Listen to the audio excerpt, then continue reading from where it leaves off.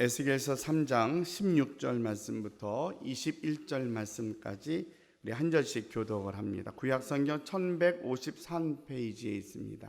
7일 후에 여호와의 말씀이 내게 임하여 이르시되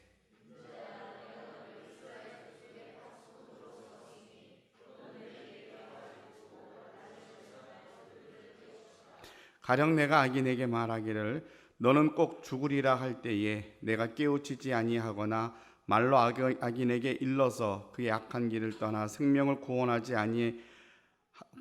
아니하면 그 악인은 그의 죄악 중에서 죽으려니와 내가 그의 핏값을 내 손에서 찾을 것이고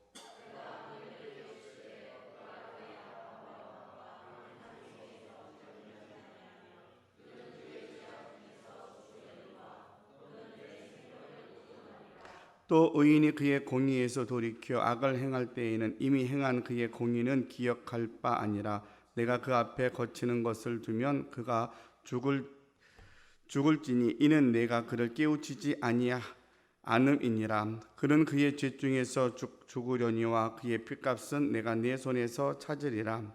그러나 내가 그 의인을 깨우쳐 범죄하지 아니하게 하므로 그가 범죄하지 아니하면 정령 살리니 이는 깨우침을 받음이며 너도 내 영혼을 보존하리라. 아멘. 저희가 이제 절기를 따라 산다는 것, 그리고 교회의 여러 가지 교회력이라든가 또 세상의 흐름을 따라 산다는 게 어떨 때는 참 우리가 당연한 것처럼 여겨지지만 그렇지 않으면 이게 또 다른 문제가 좀 생기더라고요. 예를 들면 지금 이제 추워지는데 반팔로 입고 다니면 저 사람 참 건강하다라고 말할 수 있지만 왠지 추워 보이잖아요. 그렇죠? 그러니까 우리가 지금 세상이 어떻게 진행하고 있고 변화되는지를 읽을 수 있는 능력, 그것이 안목이라고 말하기도 하고 또 앞으로 영적인 영안이 띄어졌다라는 말도 결국은 시대를 분별할 줄 아는 능력이 아닐까라고 생각을 합니다. 그러니까 우리는 우리 앞에 놓여져 있는 삶의 환경에서 최선을 다해서 여러분들이 일주일 동안 열심히 생활을 하셨고 오늘 거룩한 주일이 되어서 이렇게 성전에 나와서 함께 하나님 앞에 예배를 드립니다. 그러면서도 우리는 또 한편으로는 지금은 우리가 겨울의 문턱에 서서 점점 날씨가 추워지니까 겨울을 준비하느라고 다 김장하느라고 다 바쁜 시기를 보내고 있고 또 연말이 되어서 이제 한 해를 결산하고 또 새해를 맞이할 준비를 하는 그런 때가 아닌가 생각을 합니다. 그러니까 한 해를 결산해야 되는데 결산도 하지 않고 내가 새롭게 뭘 하겠다고 막 다짐을 하면 좋게 말하면 내년을 좀 빨리 땡겨 사는 게 되기도 하고 또 다르게 말하면 이게 순서에 좀 안 맞는 게 되는 거죠. 그래서 우리가 아무것도 안 하는 게으름에 대해서는 분명히 옳지 않은 것이긴 하지만 열심을 내지만 열심의 방향, 열심의 때가 분명히 필요하겠구나라는 생각이 오늘 이 아침에도 말씀을 전하기 전에 여러분이 함께 나누고자 합니다. 교회력으로 따지면 저희는 사실은 추수감사절이 끝나고 나면 그 다음 주일이 대강절로 보통 이어집니다. 근데 올해는 한 주간이 중간이 껴있고 다음 주가 대강절이 시작이 되어서 교회력상으로는 1년이 시작이 되는 거죠. 그러니까 이제 이번 주가 1년의 마무리가 되고 성탄절을 준비하는 4주간이 예수님 성탄절을 기다리며 또한 초림하신 예수님과 다시 오실 예수님을 기다리면서 우리가 한 달을 지내게 되고 그렇게 지내면서 또 일반적인 우리가 달력으로는 마지막 달을 보내면서 새해를 준비를 합니다. 그래서 우리가 지금의 이 시기는 지난 우리 주일의 감사절을 통하여서 1년을 우리가 감사함으로 잘 마무리했다라면 조금 미진한 것들에 대해서 한 번 더 확인을 하고 그래서 부족한 것들을 잘 체크해서 새해를 준비하는 지혜가 필요한 때가 아닌가 그런 생각을 합니다. 그래서 우리가 한 해를 결산하면서 신앙적으로 또 영적으로 우리가 어떤 일을 좀 미진했을까라고 한번 뒤돌아보니까 우리가 집중했던 여러 가지 교회에서 했던 프로그램이나 또 신앙적 훈련들, 기도하는 훈련, 말씀을 읽는 훈련, 또 봉사하는 훈련들을 잘 해왔는데 우리가 올해도 전도하는 일에는 조금은 미진했던 것 같아요. 그래서 작년과 재작년에도 12월 달에 저희들이 온 가족이 함께 모이는 예배를 주장해서 12월에 집중적으로 전도를 했는데 올해도 그렇게 하려고 합니다. 그래서 오늘은 전도에 대한 이야기를 여러분과 함께 나누면서 실제적으로 여러분 주부의 전도 대상자를 작정하는 용지를 나눠드렸습니다. 이따가 청년들이 나를 좀 도와줘야 되는데 좀 시간이 걸리더라도 여러분들한테 그걸 다 작성을 해서 내는 작업까지 할 겁니다. 오늘 설교 시간에. 그러니까 설교를 계속 들으면서 목사님이 오늘은 그냥 넘어가지 않을 것 같으니까 내가 누구로 써내야 될 것인가 빨리 생각하셔서 전도할 사람이 누구인지 세 그룹으로 나누었습니다. 첫째 번째 그룹은 교인이라고 되어 있는 것은 우리 서단성산교회에서 출석하셨던 분들 중에서 여러 가지 이유로 교회를 떠난 분들이 계십니다. 그래서 교회를 떠났다가 다른 교회에 정착하신 분들은 해당이 되지 않고 다른 교회에 정착하지 못하신 분들, 우리 교회에서 함께 은혜 받고 신앙생활 하셨던 분들 중에서 이제 아직 교회를 정착하지 못하셨던 분들을 여러분이 이제 같은 아파트에 사시거나 같은 직장 동료나 아는 분들이 계시니까 내가 이분을 내가 이번에 초대해야 되겠다 하는 분을 교인이라고 구분하시면 되고, 두 번째 그룹은 가족입니다. 남편, 아내, 또 부모님, 그리고 자녀들 누구라도 이번 온 가족이 함께 드리는 예배에는 우리가 가족들을 초대해야 되겠다. 우리 작년에도 그렇고 부모님들 온 가족이 함께 와서 예배 드린 식구들이 있는데 이따가도 제가 말씀을 드리겠지만 전도는 한 번에 와서 은혜 받고 또 성령 받고 이런 분도 계시긴 그런 분도 계시긴 하지만 어떤 분들은 청동원 주일 5년 동안 그냥 선물 받으러 왔다가 예수님을 만나기도 하고 우리가 알 수 없거든요. 우리는 계속 초대해서 처음 교회 오시는 분들은 구경하러 가는 겁니다. 예배 드리러 가는 게 아니라 우리 교회 구경하러 가자. 그러니까 우리는 이제 그날은 예배를 준비하면서 동시에 처음 교회 오신 분들 한두 번씩 교회에 선물 받으러 또 그냥 하도 가자고 하니까 마지못해서 오신 분들에게 요 한 시간이 지루하지 않도록 우리가 예배를 잘 준비해야 될 의무도 있는 거죠. 손님을 초대해 놓고 우리 맞는 식으로만 예배를 드리면 우리는 52주 내내 그렇게 드리잖아요. 1년에 한 번 정도는 우리가 손님을 초대하고 난 이후에는 그분들이 왔을 때에 교회가 참 편하다라는 느낌, 아니면 교회에서 이런 거 하는 거구나 하는 것들을 알 수 있도록 교회가 또 고민하고 연구해서 그런 순서를 해야 될 겁니다. 그래서 가족들을 초대하는 거예요. 그리고 세 번째로는 여러분의 직장 동료나 이웃들이나 선후배 중에서 전도해야 될 사람들, 전도 대상자, 예수 안 믿는 사람, 또 앞에 말씀드렸던 것처럼 교회를 다니다가 쉬고 있는 분들, 우리 주변에 그런 분들이 상당히 많습니다. 여러분 주변에도 교회에서 상처받거나 또 어쩌다 보니까 한두 번 교회를 안 나가다 보니까 그냥 계속 교회를 안 나가시는 분들이 이렇게 함께 이야기를 하다 보면 많습니다. 그래서 그분들을 찾아서 우리가 한 달 동안 기도하고 그분들을 초대해서 잔치를 하려고 그럽니다. 그래서 여러분 나눠드린 그 용지에 두 개로 이렇게 나눠진 똑같은 내용이 있는데 위에 칸하고 아래 칸하고 똑같이 써서 잘라서 하나는 이제 저한테 주시면 되고 하나는 여러분이 갖고 계시면서 기도하시면 됩니다. 그래서 그 대상자를 다 모아서 현수막을 만들어서 붙여놓을 거예요. 3주 동안.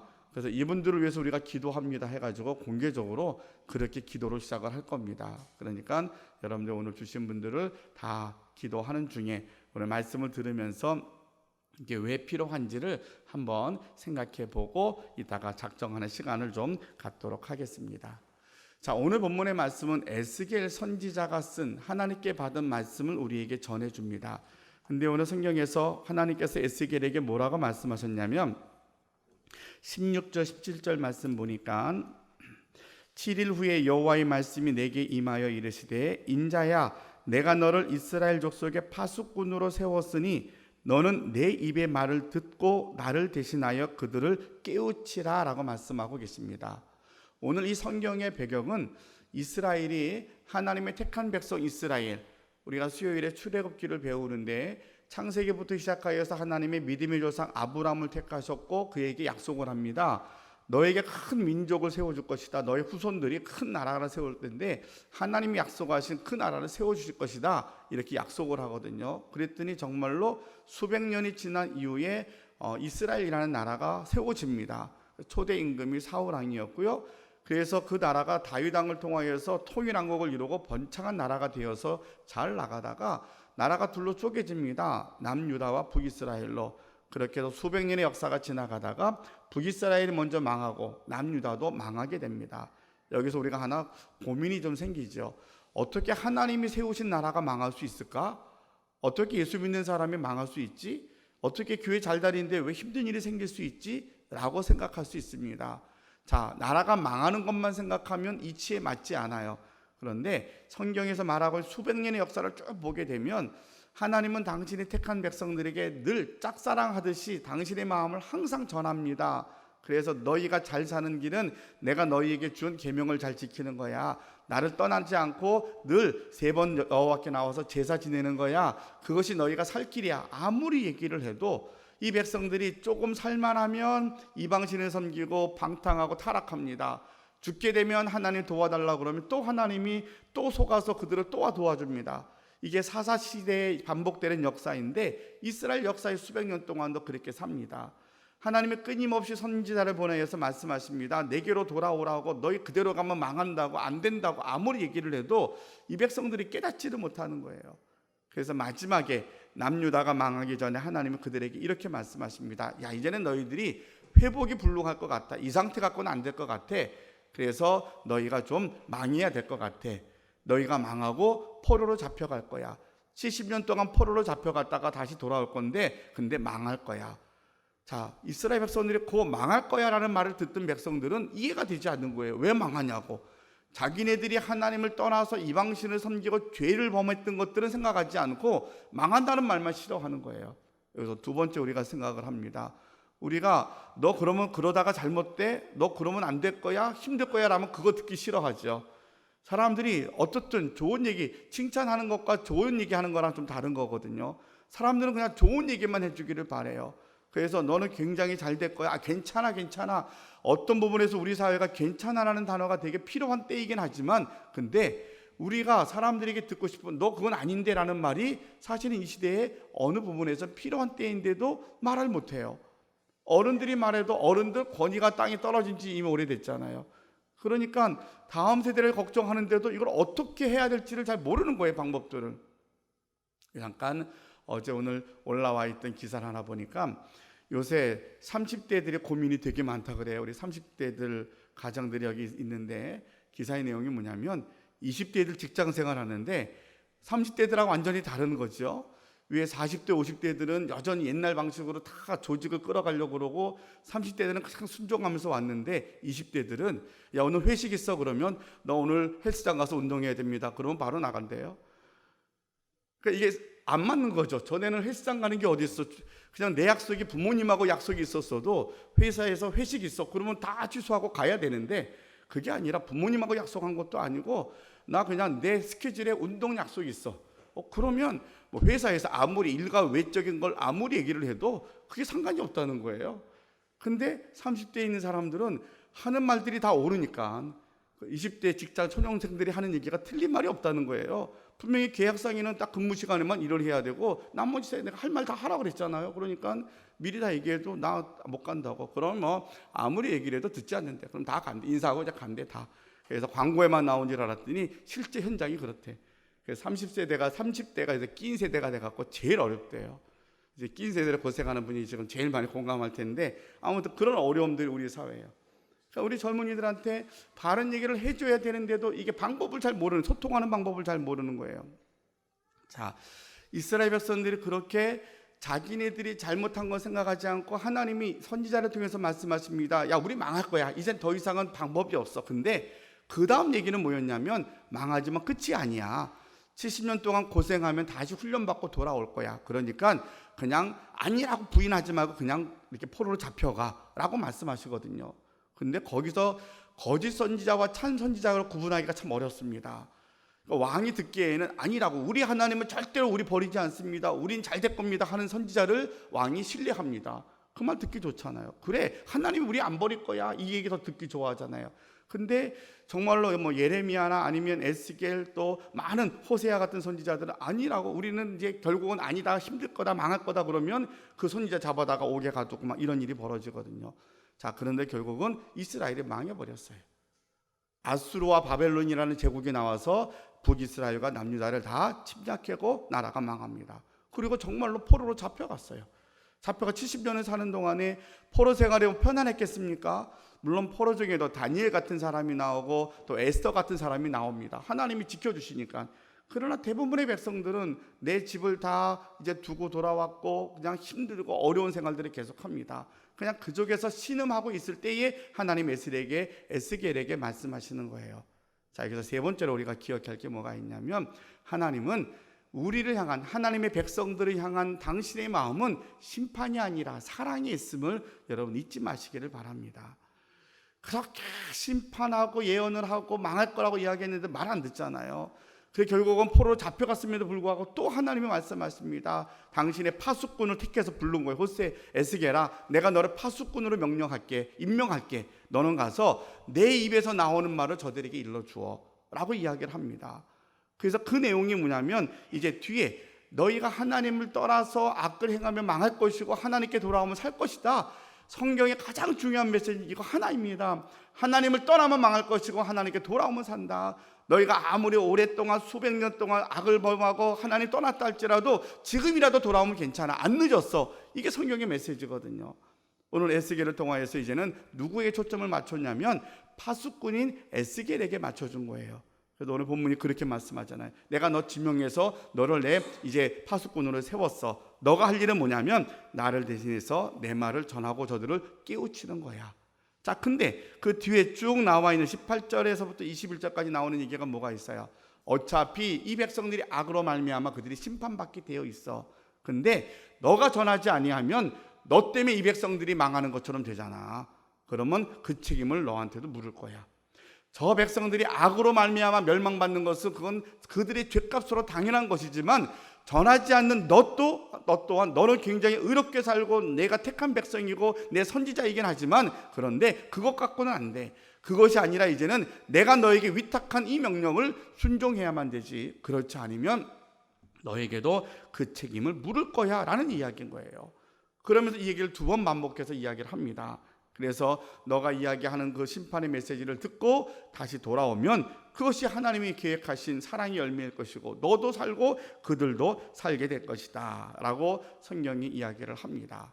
그래서 이제 이스라엘이 망하고 또 포로로 잡혀간 그 상황에서, 절박한 상황에서 희망이 없어 보이는 그들에게 하나님이 파수꾼인 에스겔을 세워서 다시 하나님의 뜻을 전하였던 것처럼 지금 이 시대에도 저와 여러분을 이 시대에 하나님께서 파수꾼으로 택하여서 아직도 세상에 예수 믿지 않는 수많은 영혼들을 향하여서 우리를 파송하고 계시는 줄로 믿습니다.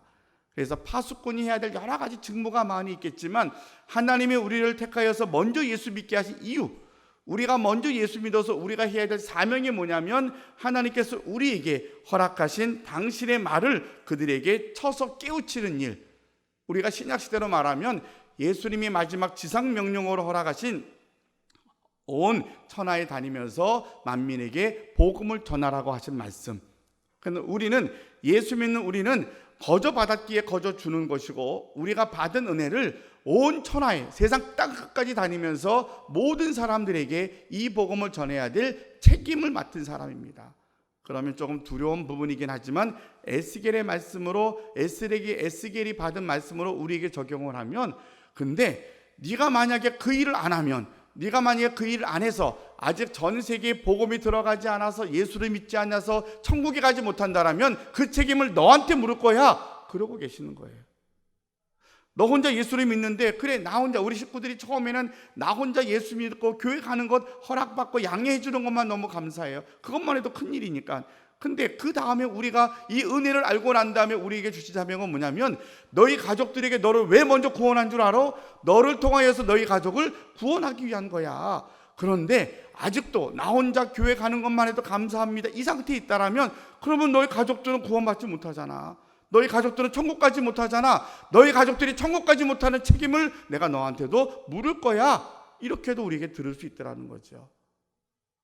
그러니까 목사님 그러면 조금 억울합니다. 왜냐하면 어떨 때는 나 혼자 열심히 교회 나오는 것만 해도 대단하다고, 그 큰 은혜다, 그런 배려도 큰 거라고 말씀하셨는데 이제 와서 왜 말씀이 바뀌셨냐고 뭐 그렇게 따질 수도 있을 것 같아요.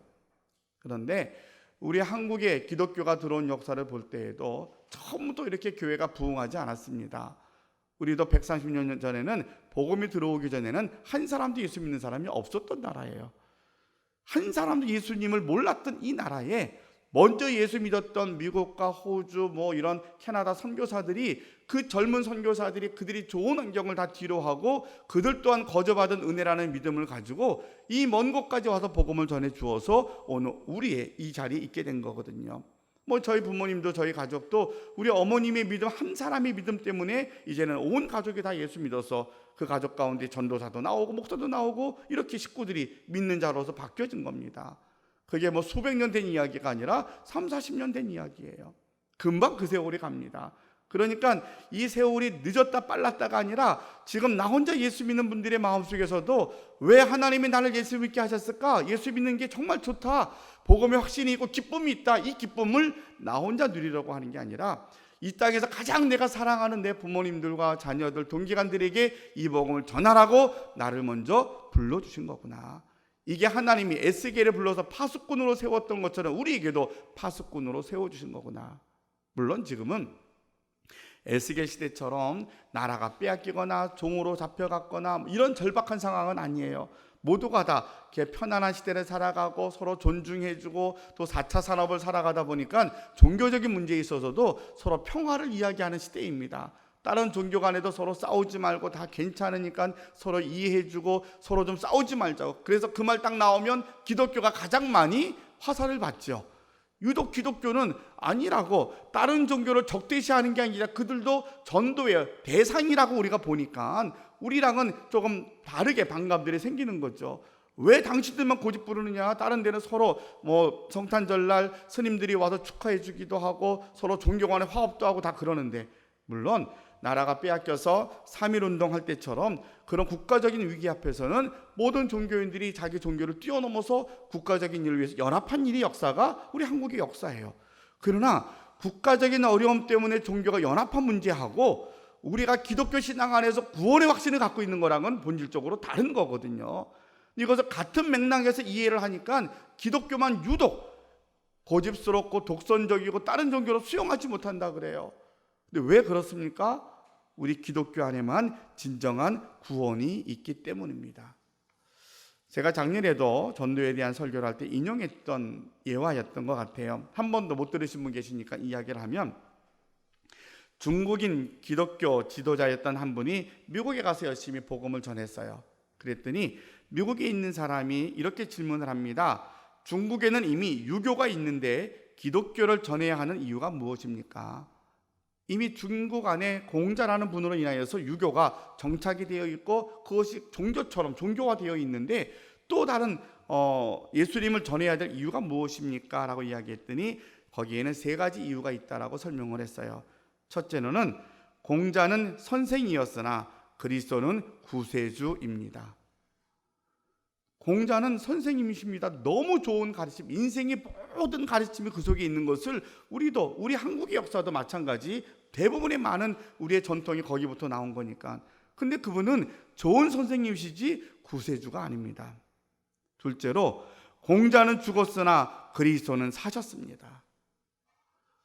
공자는 사람이기 때문에 죽은 것으로 끝나서 그의 가르침이 남아있지만 그리스도는, 예수님은 지금도 부활하셔서, 죽었다가 부활하셔서 승천하심으로 지금까지 살아계신 구세주이십니다.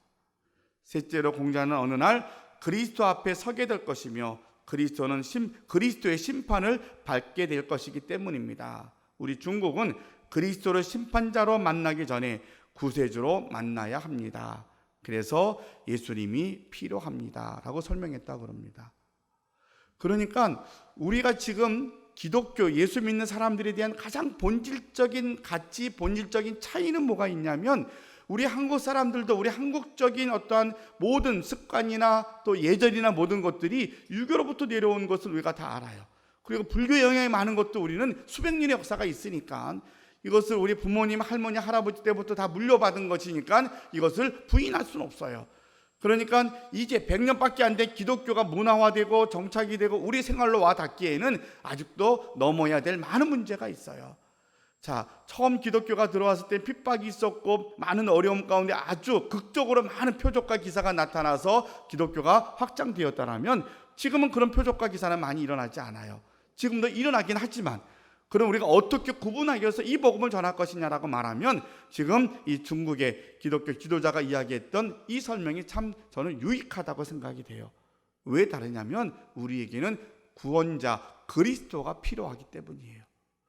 예수님 믿어야 구원받습니다. 구원이 무엇입니까? 인생은 한 번 갔다가 왔다가 한 번 가면 죽음으로 끝나는 인생이지만 그것으로 끝나지 않습니다. 죽음의 문을 통하여 들어가면 거기에는 천국과 지옥이 있는데 영원한 영생을 얻어야 됩니다. 영생 나는 필요 없습니다. 그래요? 인생이 영생이 필요 없다는 것은 죽음이 뭔지를 모르는 사람이 하는 얘기예요. 정말 영생이 있으면 어떻게 하지? 끔찍하잖아요. 영생이 있는 걸 알았는데도 예수님을 믿지 않고 믿었는데도 가족을 전도하지 않았다라면 이것은 우리가 영생에 대해서 인정하지 않거나 그 가치를 잘 모르는 거죠. 영생은 우리가 선택하거나 아니면 우리가 있다고 해서 있어지는 게 아니라 이미 하나님이 우리에게 허락하신 가장 중요한 축복의 길로 인도하신 예비하신 것이 천국이라는 것을 우리에게 알려주고 있고 이 천국으로 인도하는 길은 오직 예수 그리스도만이 유일한 우리의 구원자라고 알려주고 계십니다.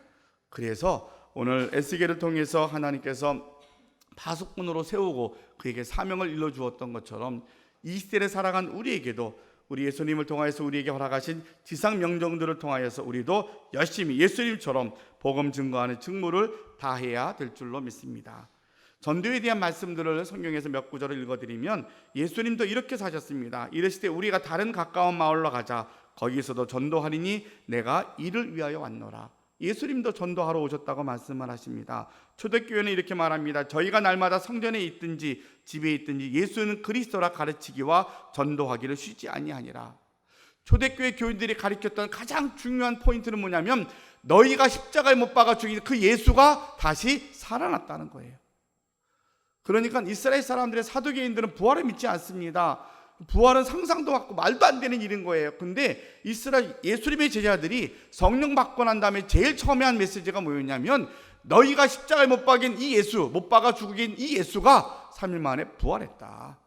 이 부활하신 예수가 우리의 구원자 되신다라고 그들이 선포하며 말씀을 전합니다.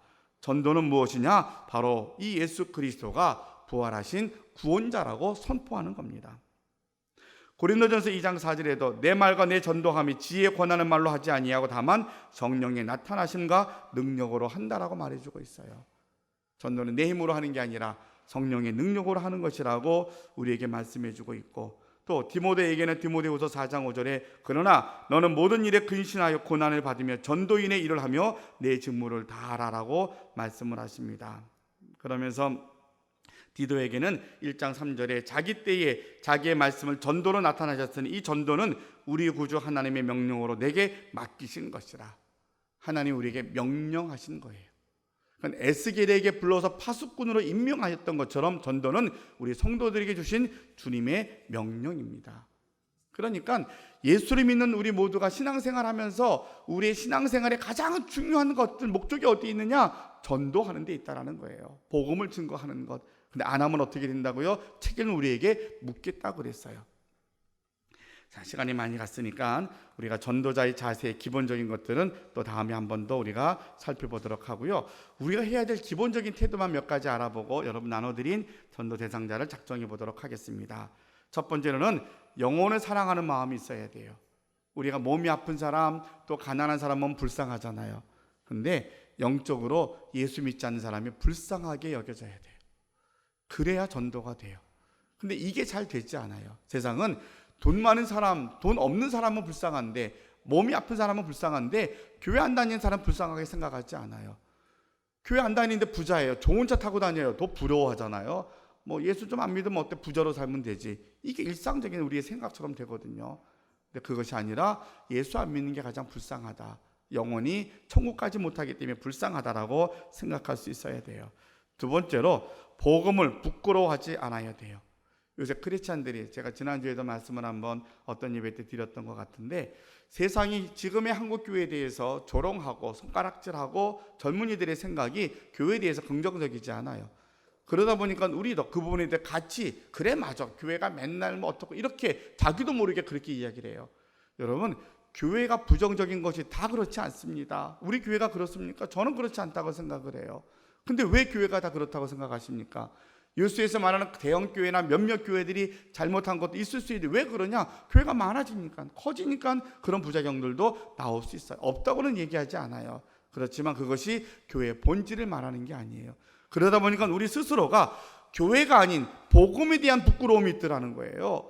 하나님 우리에게 에스겔처럼 파수꾼으로 세우고 전도자로 명령하셨는데, 복음을 받은 자로 우리를 세우셨는데, 내가 교회에 대한, 우리 시대적 사회적인 교회에 대한 부정적인 생각이 내 안에 있는 복음에 대한 불신, 복음에 대한 나약함으로 거꾸로 생각하고 반응이 나타나더라는 거죠. 그러니까 때를 얻든지 못 얻든지 내가 예수 믿는 자로서 복음을 전하고 예수님을 전해야 되는데 엄두도 내지 못합니다. 교회 얘기를 하면 괜히 우리가 주눅이 들어요.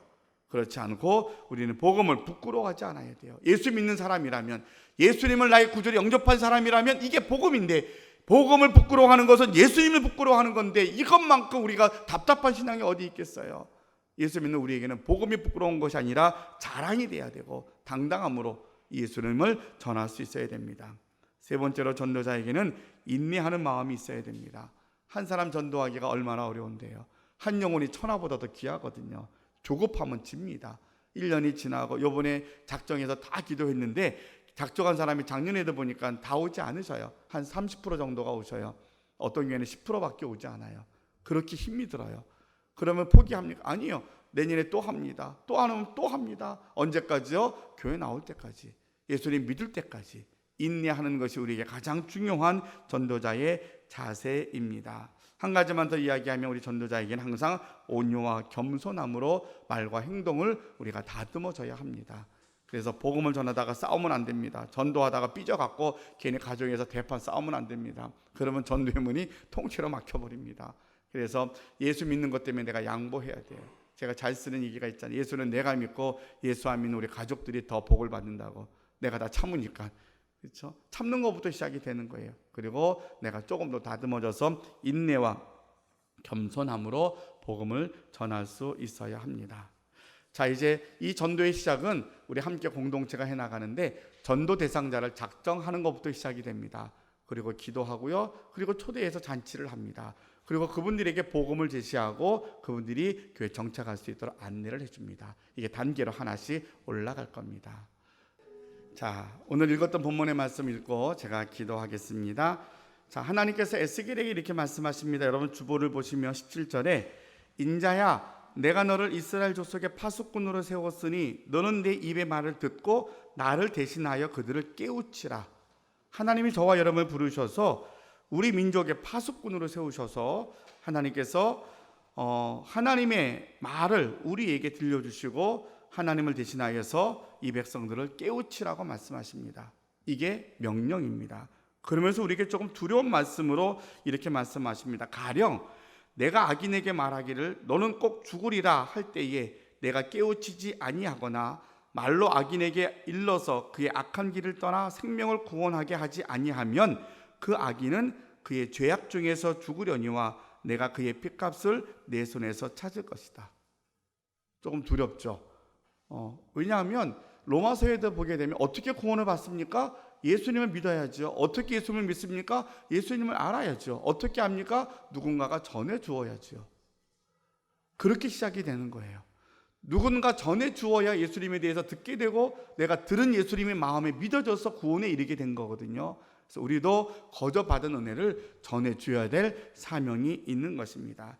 19절로 21절은 반복해서 그 이야기가 나옵니다. 이제 우리가 한편으로는 조금 두려운 마음으로, 한편으로는 우리가 받은 은혜에 대한 하나님의 감사와 또 결단으로 한 달 동안 전도에 전념하겠습니다. 이런 마음 갖고 우리가 열심히 달려가 보도록 하겠습니다. 한번 반주해 주시고요. 여러분이 작정한 그 명단을 앞에 놓고 한번 기도하십시다. 하나님, 우리가 오늘 말씀을 듣고 우리 한 해를 결산하면서 우리가 기도 훈련도 하고 중보기도도 하고 말씀 대축제도 하고 열심히 달려왔는데, 우리가 한 해가 가기 전에 전도에 대해서 한 번 더 힘을 모으려고 합니다. 오늘 저희가 전도 대상자를 작정했습니다. 주님, 내가 목사님의 좀 강요에 의해서 쓴 것 같지만 이 마음도 주님이 주신 마음인 줄 알고 우리가 전도할 수 있도록 길을 열어달라고, 우리에게 긍휼히 여기는 마음을 달라고 이 시간 함께 기도한 후에 제가 마무리 기도할게요. 기도하겠습니다. 사랑의 아버지 하나님, 감사합니다. 저희들이 지난 주일에 추수감사 주일 예배를 잘 드림으로 한 해를 감사함으로 주님 앞에 영광 돌리게 하시고, 또한 대강절을 앞두고 있는 이 주간에 저희 한 해를 결산하면서 주님, 우리가 전도의 열매를 맺고자 전도에 대한 말씀을 듣고 이 시간에 전도 대상자를 작정했습니다. 우리 사람이 생각하고 사람의 길을 모든 것들을 계획할지라도 발걸음을 인도하시는 분은 주님이시라고 말씀하셨는데, 우리가 말씀을 듣고 생각이 나서 이렇게 함께 대상자를 작정한 것은 하나님께서 우리에게 허락하신 귀한 구원에 대한, 또한 주님의 마음처럼 그 영혼을 사랑하는 마음으로 이렇게 이름을 저희가 써내려가며 작정한 줄로 믿습니다. 하나님, 이 작정한 것들이 이젠 시작인 줄 알고 이번 한 주간 동안에는 이 대상자를 놓고 열심히 기도로 시작하려고 합니다. 한 달 내내 기도하겠지만 이 한 주간 동안 하나님이 어떻게 우리에게 감동을 주시고 어떻게 이끌어 가시는가를 우리가 주님의 세미한 음성을 듣게 하시고, 이번 초청잔치, 초청 예배를 통하여서 한 영혼이라도 주님께 돌아와 구원받는 귀한 역사가 있게 하여 주시옵소서. 예수 믿는 우리들에게 복음을 부끄러워하지 않는 성도가 되게 도와주시기를 원합니다. 이 시대가 교회에 대해서 많은 우려하는 말들, 또 부정적인 이야기들이 쏟아지고 있지만 그럼에도 불구하고 예수님을 부끄러워하는 자가 되지 아니하고 예수님을 자랑할 수 있고 복음을 기쁘게 전할 수 있는 저희들이 되게 하여 주시옵소서. 예수님의 이름으로 기도하옵나이다. 아멘.